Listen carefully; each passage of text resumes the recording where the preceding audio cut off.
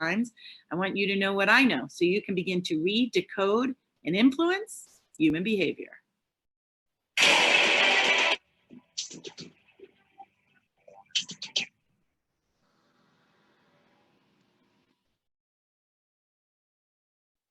We're going to be talking about unproductive meetings, which are costing American companies an estimated $37 billion with a B, $37 billion a year. And holy smokes, we're going to go into that in a couple minutes. And then we're going to look at these 5 leaders. How did they, or do they, run their meetings, and are they effective? What can we learn from them? Should we use it? Should we not? We're going to explore each of them. If you don't know who they are, you should. All right, first, unproductive meetings. They cost us for the American companies here in the States, I'm here in the States, in the Washington, D.C. area, an estimated $37 billion a year. And here's the thing. Tomorrow, we, the United States of America, we're going to have 11 million meetings throughout our country tomorrow, 11 million. The average employee weighs in about 30 hours a month in unproductive meetings. So let me repeat that. 30 hours a month, you're sitting in an unproductive meeting, a meeting that is not producing any kind of results that you needed to be a part of. Isn't that amazing? This blows my mind. I cannot tell you, when I worked for the government, there were meetings about having meetings. One of my clients right now out in New Jersey, his company has a rule. There's 2 days a week. It's funny. It's in the conference room. 2 days a week, you are not allowed to have meetings. I think they're Monday and Wednesdays, or maybe it was Tuesday and Wednesdays. I'm forgetting, but 2 days a week, the rules are you are not allowed to use this conference room. You cannot have one-on-one meetings. There are no meetings on these 2 days. It's just production days. It's just getting work done, doing calls with clients, but no meetings in-house allowed. So let's start off with Marissa Mayer. Now, you may remember Marissa Mayer was the CEO of Yahoo in 2012. She's no longer the CEO. And she was a very interesting cat, man. She aggressively vetted every single idea, And she would get to the bottom of a proposal brought her way. Product managers, designers would sit down with the executive and have their ideas thoroughly vetted through tons of questions. She would ask things like, how is this researched that you're showing me? What was your research methodology? How did you research it? Can you back that up? And this was one of many strategies for her to use to shake up the company. Now, it obviously did not serve her all that well because they canned her. They got rid of Marissa Mayer. And not only that, wait till you hear what else happens. How would you like to answer all those questions?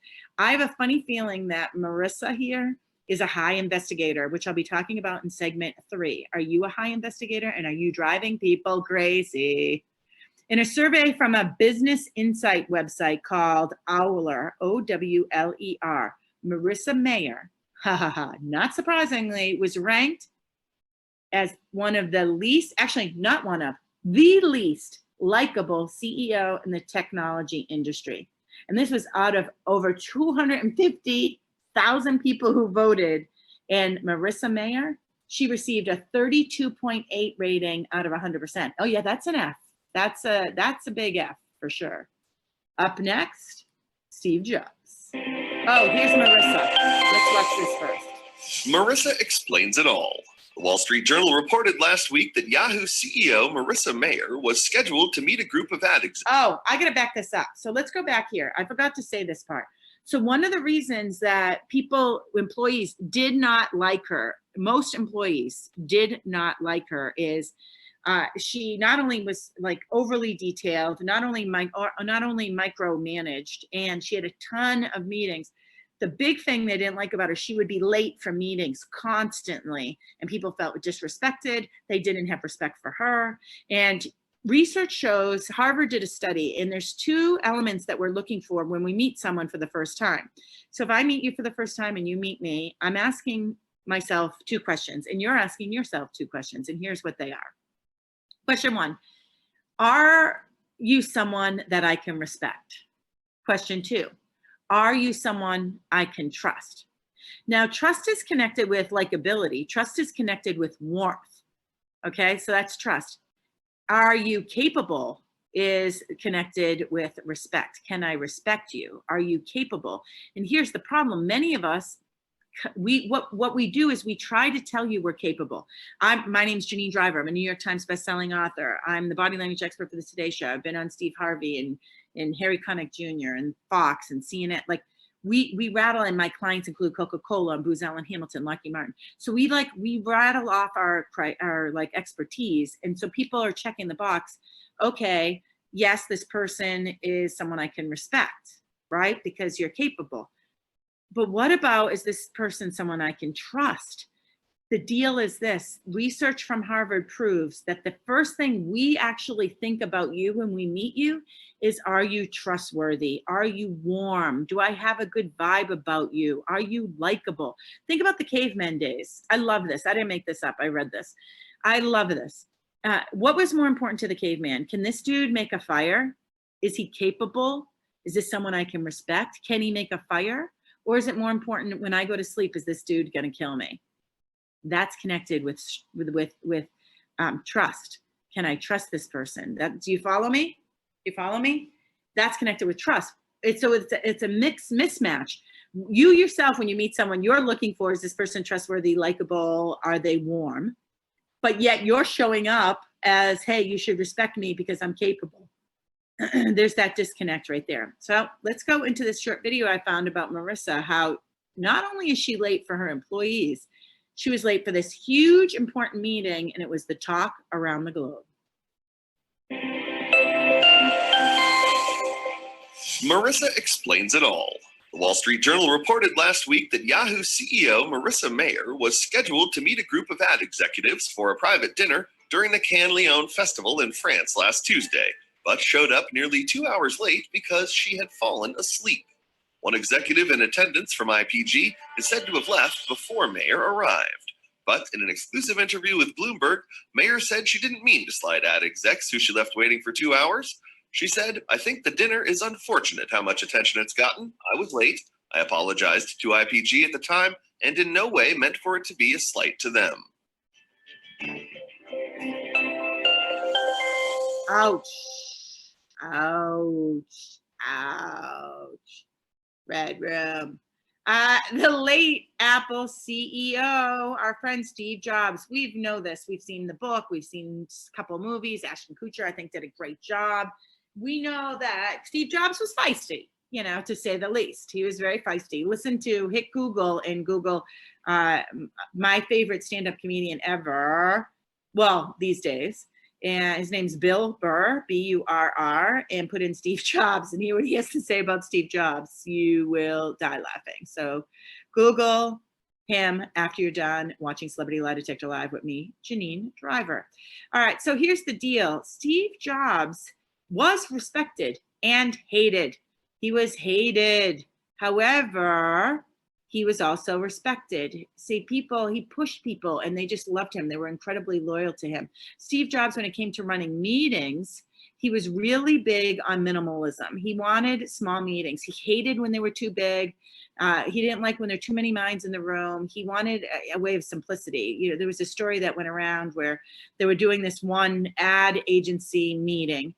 And Steve Jobs noticed this young woman who he had never seen in this regular meeting before. And so he asked her, excuse me, what are you doing here? What's going on? And she explained who she was and what she's doing. And he said, I guess as politely as possible, to get out. He said something along the lines, I don't think we need you in this meeting. You can leave. Thank you. And kicked her out of the meeting. All right, Steve Jobs, though, he holds the same exact standard for himself. When President Barack Obama asked him if he would join a meeting with all these tech moguls, guess what Steve Jobs said? I'll pass. He did not meet with President Obama because why? The guest list was too long. He likes small meetings where things can get done. The guest list was too long, and he felt like it wouldn't be productive. I found an old interview of Steve Jobs when he's asked a couple of questions about being a leader and what was important for him, especially regarding meetings. in running those meetings? And how can you deal with conflict and bringing out the best in people? Let's watch Steve Jobs.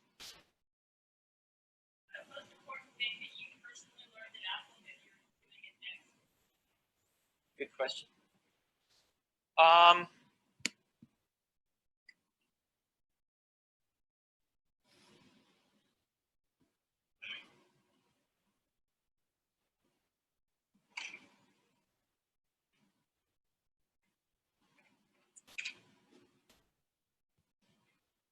I'm not sure I learned this when I was at Apple, but I learned it. I would like to point out how long of a pause he took and the power of pausing. This is something I'm working on. I talk way too fast. My TEDx talks are too fast. I'm from Boston. Boston people tend to speak very fast. And now that I'm in Virginia, a little bit down the south, I'm trying to slow it down. Did you see how much pausing he did after that question? Let's look at the seconds, amount of seconds. So the question was asked right here. No, back it up. I want to see how long he paused. And then I want you to try a pause this long. Good question. All right, so a good question. We're going to start here. All right, we're going to start right here at 6 seconds. Let's see how long his pause is.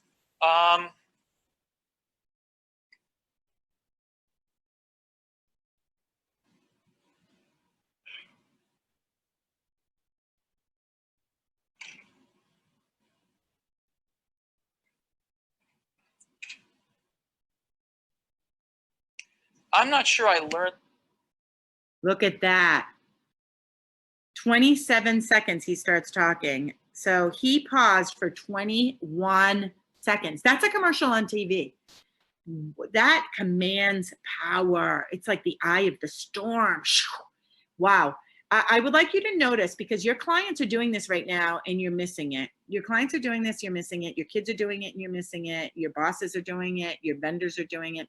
When Steve Jobs was pausing for that a long amount of time, what was going on for him is he was in internal dialogue. He was having a conversation with himself. He's saying, okay, well, what did I learn there? And he's running it over in his mind's eye. And so I want you to pay attention. I'm going to rewind it for a second and see how he looks down left, down left. So down left, when we talk about eye movement, it's connected with neuro-linguistic programming. I've talked about NLP a little bit before. I'll talk about it again down the line. Neuro is our brain, linguistic is language, and programming is how we put it together, our map of the world. And when people look down left, it tends to be internal dialogue. I believe for Steve Jobs, it is internal dialogue, because I'm going to rewind it. I want you to notice other body language cues here. He's going to nod his head. It's almost like he's having a conversation with himself, like two people are talking to him. When you're listening to a conversation, what do you do at the boardroom table? Your boss is talking to you, like, and you're nodding your head. Yes, you're letting them know I'm listening. He's like letting himself know, yeah, I'm processing that. Watch this head nodding here. Oh, stand by. Let me back it up. Pick it up.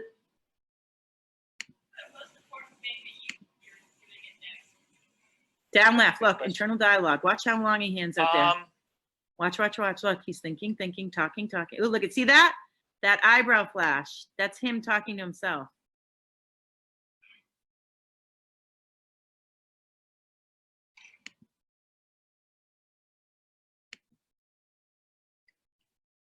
See it?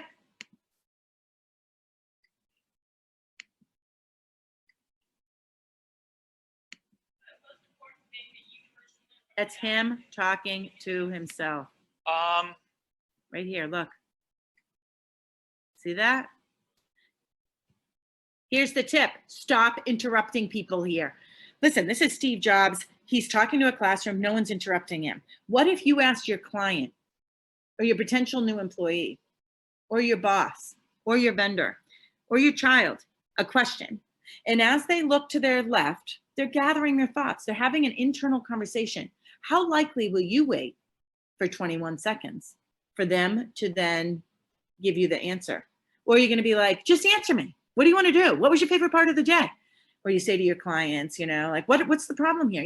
Or you're selling a product and you're really happy and you're like, hey, here's how we can solve your problem. Here's our solution. Here's what we're launching in 2021. I'd love to talk to you about it. what you're doing is you're interrupting a very valuable conversation that this person is having with the most important person in their life, which is themselves. So notice this behavior, this looking down left, and this head nods or an eyebrow flash. You can tell he's having the conversation, gathering his thoughts. Be okay with silence here and just sit in those meetings. I'm telling you, if you can just take the time to listen here, you're going to build so much more rapport quicker. You're going to be seen as someone who's a warmer leader, as someone who is trustworthy, because you're listening. You're a listening. I said that like I'm Italian. You're a listening.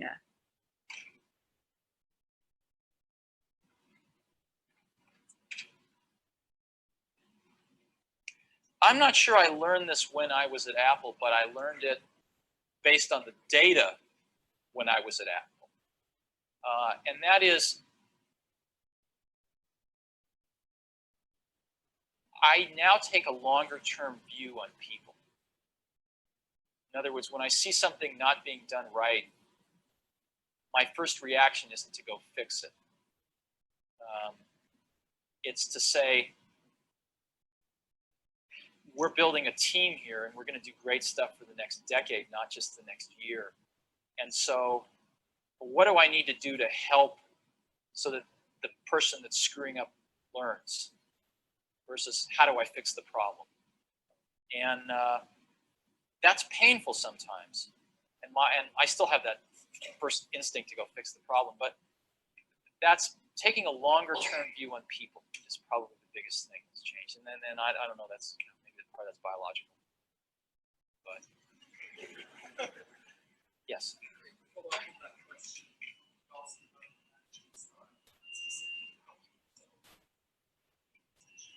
Management, what's our management style? How do we resolve conflict?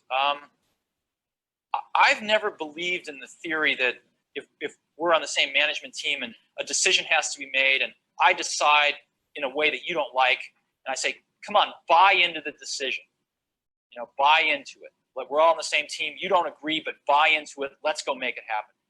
Because what happens is sooner or later, you're paying somebody to do what they think is right. But then you're trying to get them to do what they think isn't right.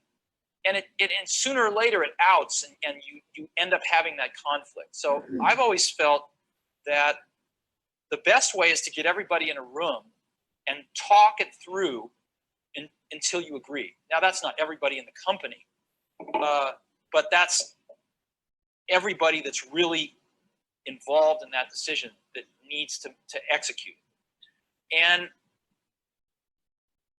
so that's how we try to run Next. The way we run Next is we have a team at the top we call the policy team. There's 8 people. Mike is on it. I'm on it. We have 6 other people on it. And the key to, we have 2 things we try to do. One is we try to differentiate between the really important decisions and the ones that we don't have to make.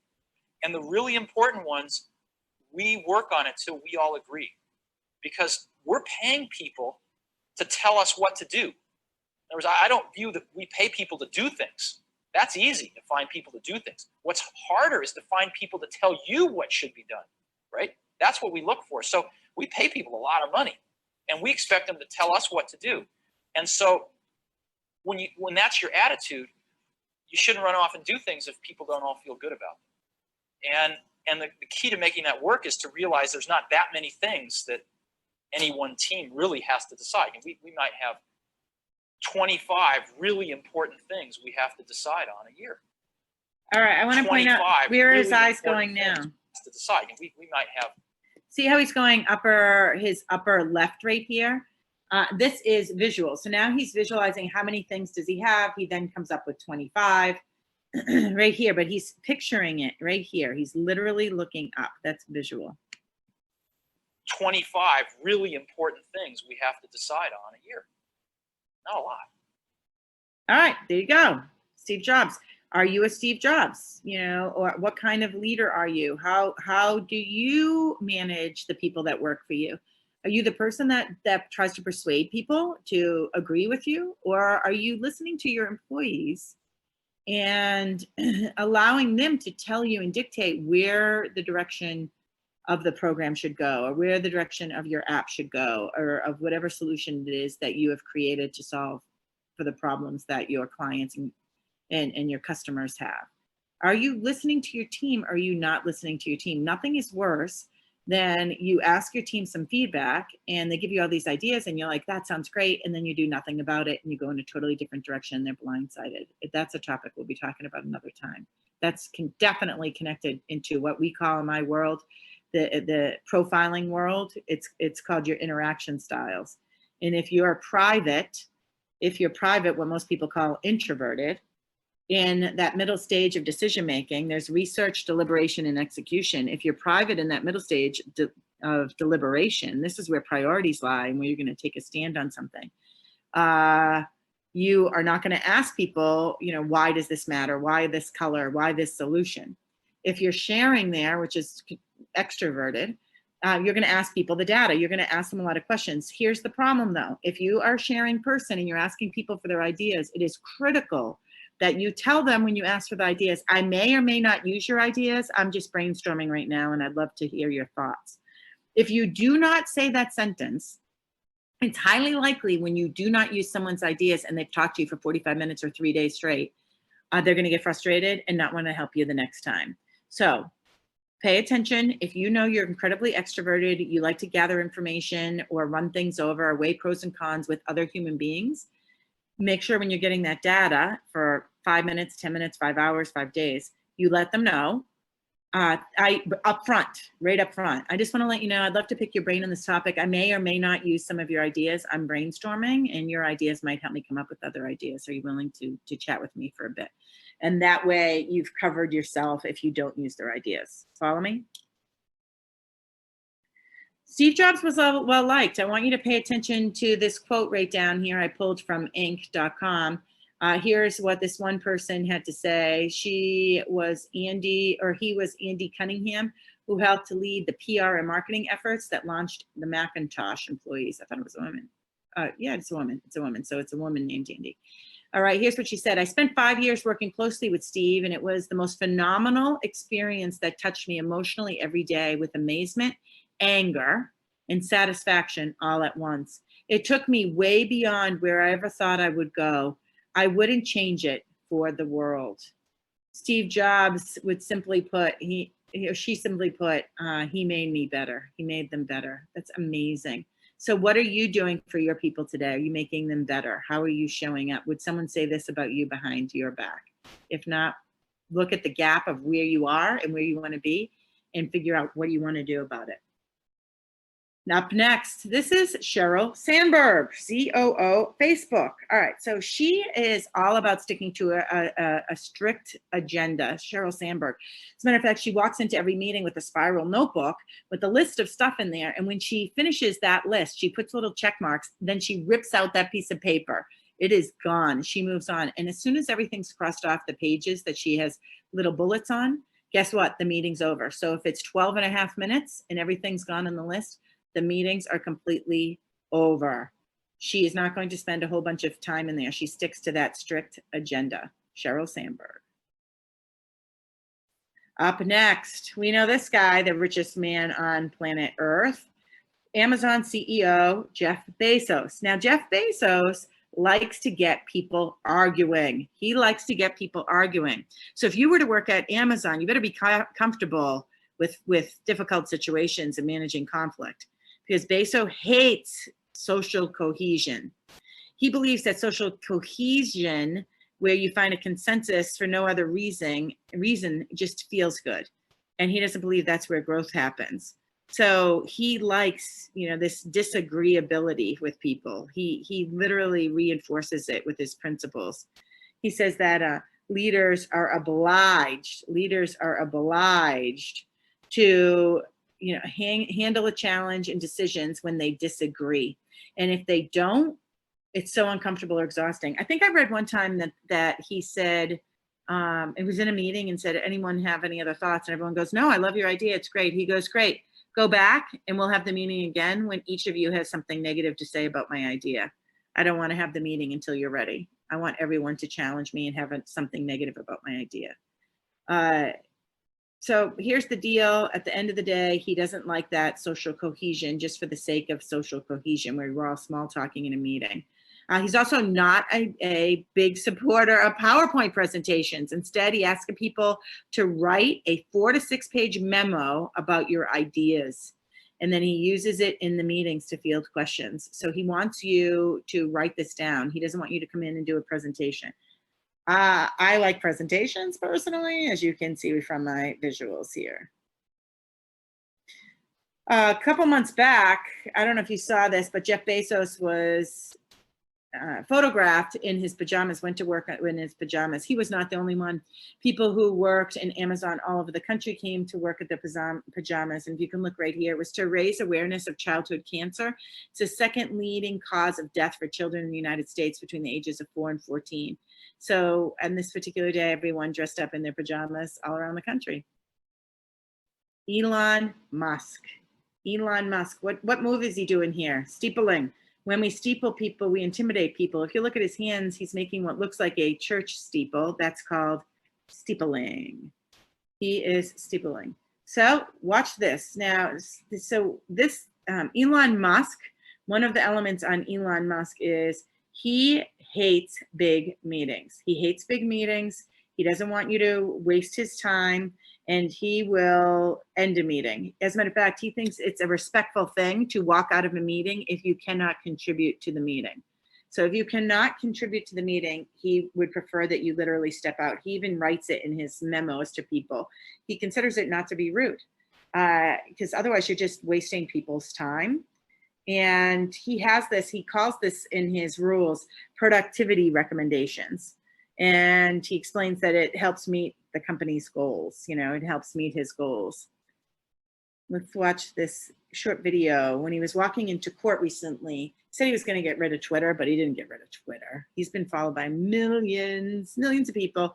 But watch as he's walking into court. See if you see a body language pose as he's walking into court that looks familiar. My name's Janine Driver. I'm the Celebrity Lie Detector. We're live every Wednesday night on Facebook. If you've not already liked my page, please do so and share it. And be sure to follow me here. I'm happy you're here.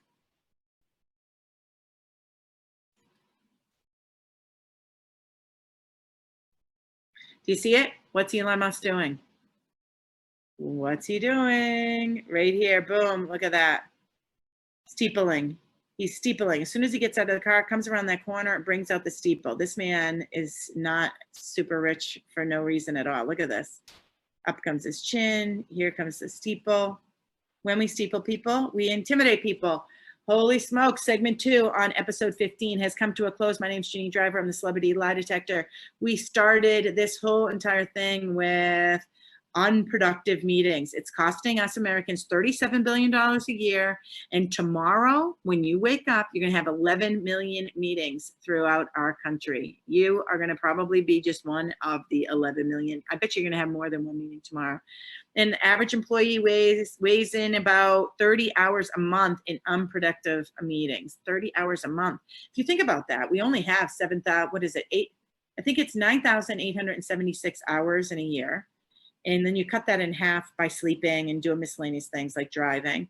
So I always say you're down to like 4,000 hours in a year. So to know that you're spending 30 hours a month throwing it in a trash can, do the math on that, right? So over 360 hours a year are being thrown in a trash can for crappy meetings. Then we went over to some of the heavy hitters. We talked about Marissa Mayer, who took a hit over at Yahoo, always late for meetings, wanted the research behind the research behind the research, not well liked. As a matter of fact, one particular year, she was ranked 32.8% out of 100%. She was the least likable CEO. I talked about likability connects with, can I respect you?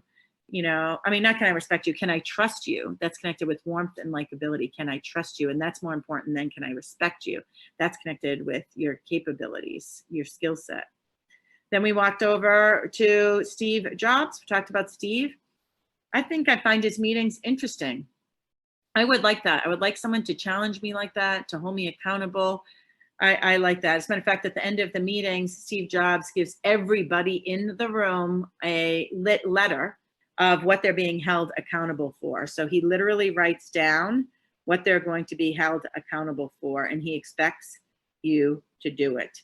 He calls it his action list, and it describes exactly what you should do, exactly to the T, what you should accomplish. So there's no, well, I thought he was doing it, or I thought you were doing it. There's no ambiguity there.